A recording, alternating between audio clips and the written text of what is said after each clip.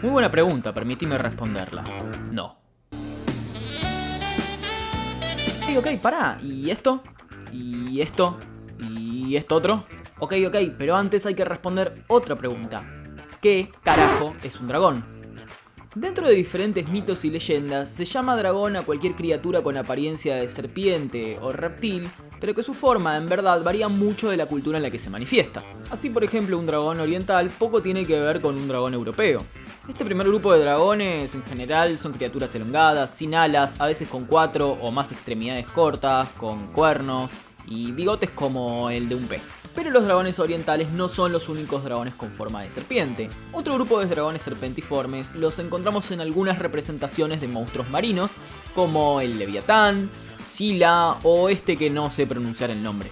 Pero si tomamos esta definición de dragón, o sea, Drakon como sinónimo de serpiente, podemos encontrar un montón de dragones en el registro geológico, como Titanoboa, que fue una serpiente de casi 15 metros de largo que habitó lo que hoy es Colombia hace 60 millones de años.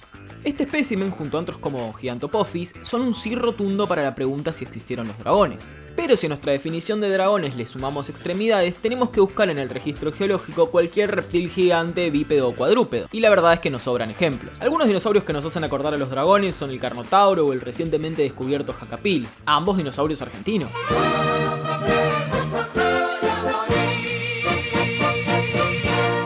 Bueno, sin ir al campo de lo extinto, también entrarían dentro de esta definición animales actuales como los cocodrilos o el dragón de Komodo, que por algo se llama dragón, ¿no? Bueno, entonces todas nuestras suposiciones son muy lindas si no tenemos en cuenta los dragones con alas.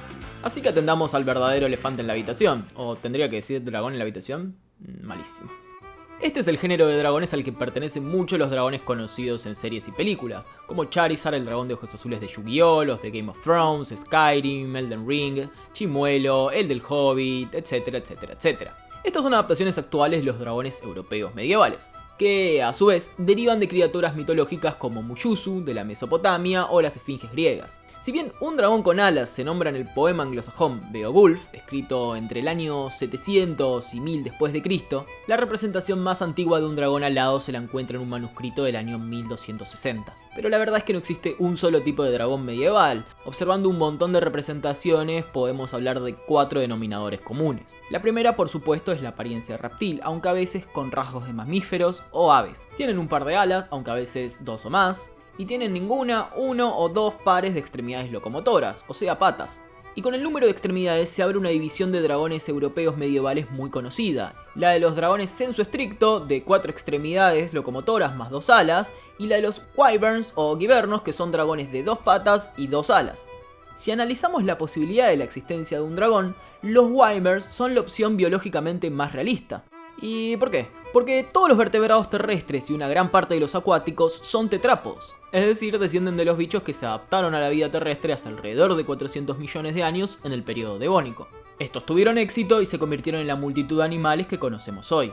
Y los wyverns definitivamente serían tetrápodos, tienen 2 extremidades traseras y 2 frontales que son las alas. En algunas representaciones medievales, esas alas podían ser alas con plumas, como la de las aves, mientras que en otras tenían membranas, como las alas de los murciélagos. Y esto es lo más común en las representaciones modernas de dragones. Si bien los artistas medievales probablemente se hayan inspirado en las alas de los murciélagos para formar estas alas de los dragones, hoy en día conocemos animales extintos que fueron más parecidos anatómicamente: los pterosaurios o mal llamados dinosaurios voladores. Aunque hay varias diferencias entre los pterosaurios y los wyverns. En primer lugar, las alas de los pterosaurios tenían una membrana conocida como patagio extendida hasta la punta del dedo meñique hipertrofiado, a diferencia de las alas de los murciélagos, que tienen un patagio extendida entre 4 dedos hipertrofiados. Otra diferencia fundamental es que los pterosaurios fueron animales reales que efectivamente volaban, y por lo tanto su cuerpo estaba adaptado aerodinámicamente. Los dragones alados, en cambio, presentan una paradoja imposible de cumplir. Su cuerpo es generalmente robusto e incompatible con el de un animal adaptado al vuelo.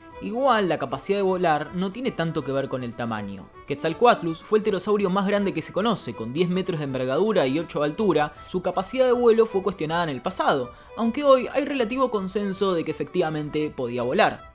Eso sí, su cuerpo tenía adaptaciones aerodinámicas. Al igual que muchos pterosaurios del Mesozoico, no tenía cola y su pico era más parecido al de las aves.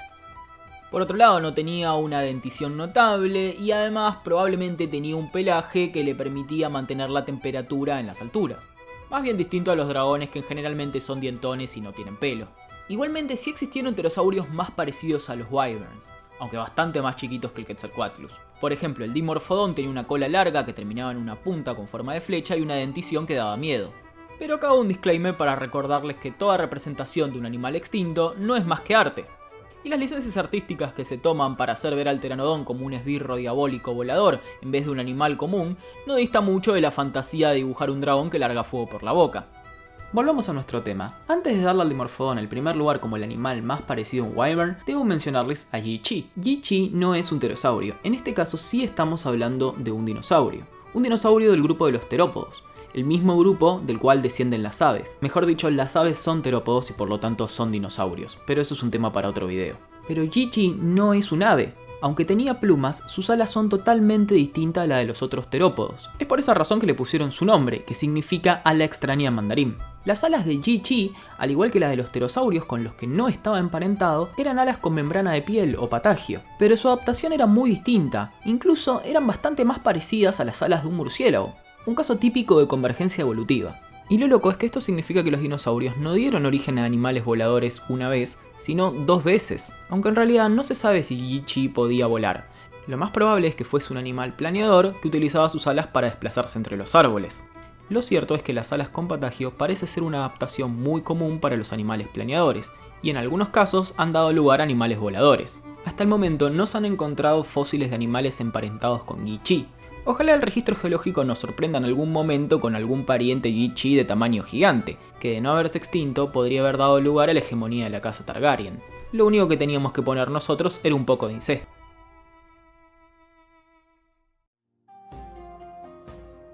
La mera posibilidad anatómica de los wyverns solamente puede ser explicada porque los tetrápodos han perdido o adoptado sus extremidades a lo largo de su historia evolutiva. Las serpientes o los cetáceos son un caso típico. Lo que nunca sucedió en estos 400 millones de años es que un tetrápodo desarrolle más de 4 extremidades. Sí, obviamente podemos hablar de ejemplos de animales que hayan desarrollado alguna parte de su cuerpo como una extremidad extra, como la trompa de los elefantes o la cola de algunos monos. Pero jamás sucedieron las mutaciones viables para dotar a un tetrápodo de un par de extremidades extra, es decir, ganar 2 brazos, 2 alas o 2 piernas. Por eso imaginar la evolución de dragones con 6 extremidades en nuestro mundo es muy difícil, pero no imposible. Una primera forma es viajar 400 millones de años atrás y evitar que los peces lobulados se conviertan en tetrápodos, y de alguna manera fomentar que peces con 6 aletas se adapten a la vida terrestre y den lugar a los hexápodos. Bueno, ese nombre ya está reservado para los insectos, pero me refiero a vertebrados con 6 extremidades. Bueno, usen la imaginación, por favor. Esto le permite a muchos autores de fantasía y ciencia ficción crear mundos con animales que tienen más de 6 extremidades. No solo dragones, sino también grifos, ángeles, gárgolas, centauros, etc. Bueno, pero sin hacer este ejercicio hipotético de retroceder 400 millones de años, ¿podemos generar algún dragón de 6 extremidades en el futuro? Existen 2 maneras. La primera sería mediante un conjunto de mutaciones en los genes OX. Estos son un grupo de genes implicados en el desarrollo embrionario y sus mutaciones pueden generar efectivamente miembros adicionales. Esto de hecho ocurre todo el tiempo naturalmente y artificialmente se pueden inducir esas mutaciones, especialmente en artrópodos, generando un nuevo par de alas o patas. Sin embargo, en los vertebrados estas mutaciones suelen no ser viables, ya que se traducen en atrofias y no son seleccionadas naturalmente. Entonces, ¿cuál sería la segunda manera de generar un par de alas en un vertebrado? Retrocedamos un poco en el video. Pará. Este bichito se llama Dracovolans. Draco significa dragón y Volans volador. Así que es un dragón que vuela. Caso cerrado. Ok, perdón, de vuelta. Dracovolans es un reptil actual que no vuela, pero planea bastante. Y como ven, es un cuadrúpedo, pero tiene 2 membranas de piel independientes de sus piernas que se extienden hacia los costados formando un par de alas. Estas membranas de piel, que vimos que se llamaban patagios, se extienden a través de prolongaciones de las costillas. Si bien las alas de Dracovolans tienen la movilidad adecuada para ser retráctiles, no tienen la estructura muscular para hacer alas capaces de mantener vuelo. Al igual que Yi-Chi o animales planeadores actuales como las ardillas voladoras, son excelentes planeadores, pero no pueden volar por cuenta propia. Pero ojo, todos los animales voladores actuales o pasados evolucionaron de planeadores. Y lo cierto es que no existe ningún impedimento biológico evolutivo para que Dracovolans sea el origen de un linaje de animales voladores cuadrúpedos. Pero también es cierto que la morfología de Dracovolans no es un experimento evolutivo nuevo. Existieron otros reptiles voladores con una morfología muy similar. como es el caso de Covelurus auratus o Icarosaurus. Y lo interesante es que ninguno de estos tres grupos estaba emparentado entre sí, lo que significa que esta adaptación es más común de lo que parece. De todas formas, un hipotético descendiente de Dracovolans creo que no sería muy parecido a las representaciones de dragones que todos conocemos. Creo que tendría un cuerpo más pequeño con adaptaciones aerodinámicas y un vuelo más similar al de una libélula. Ah, y hablando de insectos, me acordé de un temita que nos quedaba pendiente.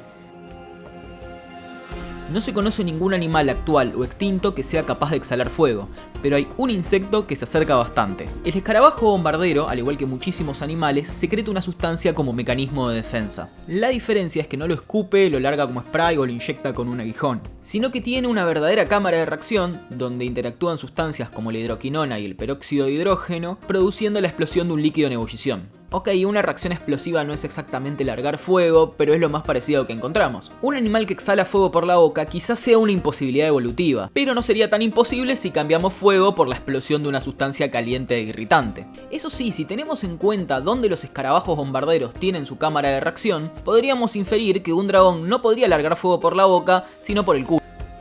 En fin, ¿existieron los dragones? Así tal cual, no. Pero como conclusión podemos decir que lo que hace a los dragones es su extrañeza, pero al mismo tiempo lo cerca que están de ser algo real y totalmente posible. Lo cierto es que a lo largo de su historia la Tierra ha sido habitada por animales de todo tipo, cuyas reconstrucciones nos hacen cuestionar lo imposible. Por ejemplo, ¿cómo puede ser que el Quetzalcoatlus con su tamaño volara? ¿O el Argentinosaurus con su peso se pudiese mantener en pie? Ambos sobrepasan las descripciones de cualquier animal mitológico. Y uno ni siquiera tiene que ir a lo extinto cuando hay animales en la actualidad que desafían la imaginación. A todo esto, ¿alguna vez se pusieron a pensar que la jirafa es un bicho posta y no un animal dibujado por un nene con 40 grados con fiebre? O sea, ¿cómo yo te voy a argumentar la imposibilidad de la existencia de los dragones cuando esto existe? ¿Quién necesita dragones cuando tenés jirafas?